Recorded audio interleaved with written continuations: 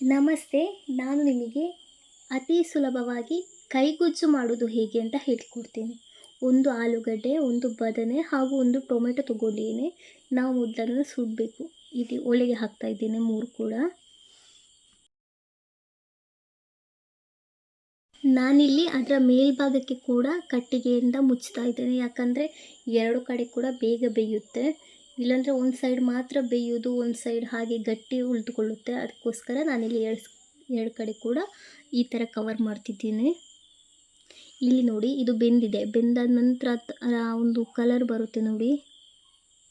ಇದನ್ನ ನಾವೀಗ ತೆಗಿತಾ ಇದ್ದೇವೆ. ಅದು ತೆಗೆದ ನಂತರ ನಾವಿಲ್ಲಿ ಮೇಲ್ಭಾಗದ ಸಿಪ್ಪೆಯನ್ನು ಈ ರೀತಿ ತೆಗಿಬೇಕು. ಆದರೆ ಇದು ತುಂಬ ಬಿಸಿ ಇರುತ್ತೆ. ಮೆಲ್ಲಗೆ ಇದರ ಸಿಪ್ಪೆಯನ್ನೆಲ್ಲ ತೆಗಿಬೇಕು. ನಂತರ ನಾವು ಅದನ್ನು ತೊಳಿಬೇಕು.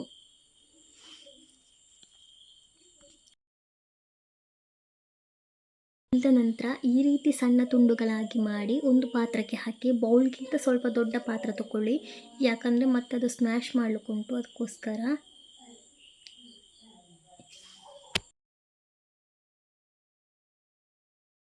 ತುಂಬ ಬಿಸಿ ಬಿಸಿ ಉಂಟು, ನೀವಿಲ್ಲಿ ಕಾಣ್ಬೋದು ಹೊಗೆ ಹೋಗ್ತಿರೋದು. ಮತ್ತು ನಾವಿಲ್ಲಿ ಒಂದು ಈರುಳ್ಳಿ, ಒಂದು ಹಸಿಮೆಣಸು ಹಾಗೂ ಸ್ವಲ್ಪ ಕೊತ್ತಂಬರಿ ಸೊಪ್ಪು ತಗೊಂಡಿವೆ. ಇದು ನಾವು ಸಣ್ಣದಾಗಿ ಕಟ್ ಮಾಡಿ ಇದಕ್ಕೆ ಹಾಕಬೇಕು. ರುಚಿಗೆ ತಕ್ಕಷ್ಟು ಉಪ್ಪು ಹಾಕಬೇಕು. ಮತ್ತು ನಾವಿದನ್ನು ಗ್ಲಾಸಲ್ಲಿ ಈ ರೀತಿ ಕಿವಿಚಬೇಕು. ಅಂದರೆ ಇಲ್ಲಿ ಫುಲ್ ಮಿಕ್ಸ್ ಆಗಬೇಕು. ಈ ರೀತಿ ಕಿವಿಚೋದು ಗ್ಲಾಸಲ್ಲಿ.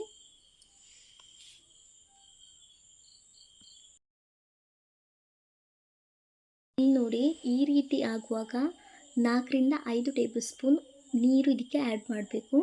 ಆ್ಯಡ್ ಮಾಡಿದ ನಂತರ ವಾಪಸ್ ಈ ರೀತಿ ಕಿವಿಚಬೇಕು. ಇದನ್ನು ಗೊಜ್ಜು ರೆಡಿ ಆಯಿತು. ಈಗ ನಾವು ಇದು ಹೇಗಾಗಿದೆ ಅಂತ ರುಚಿ ನೋಡುವ. ಮೊದಲು ಸಾನ್ವಿ ರುಚಿ ನೋಡ್ತಿದ್ದಾಳೆ. ನಾವೀ ಗೊಜ್ಜನ್ನು ಮುದ್ದೆ ಜೊತೆ ಟೇಸ್ಟ್ ಮಾಡೋದು. ಮುದ್ದೆಗಾದಿತ್ತು, ಅನ್ನಕ್ಕೂ ಆಗುತ್ತೆ. ಅಂದರೆ ಪದಾರ್ಥ ಎಂತ ಇಲ್ಲದಾಗ ಈ ರೀತಿ ಸಿಂಪಲ್ಲಾಗಿ ನಾವು ಕೈಗುಜ್ಜನ್ನು ಮಾಡ್ಬೋದು.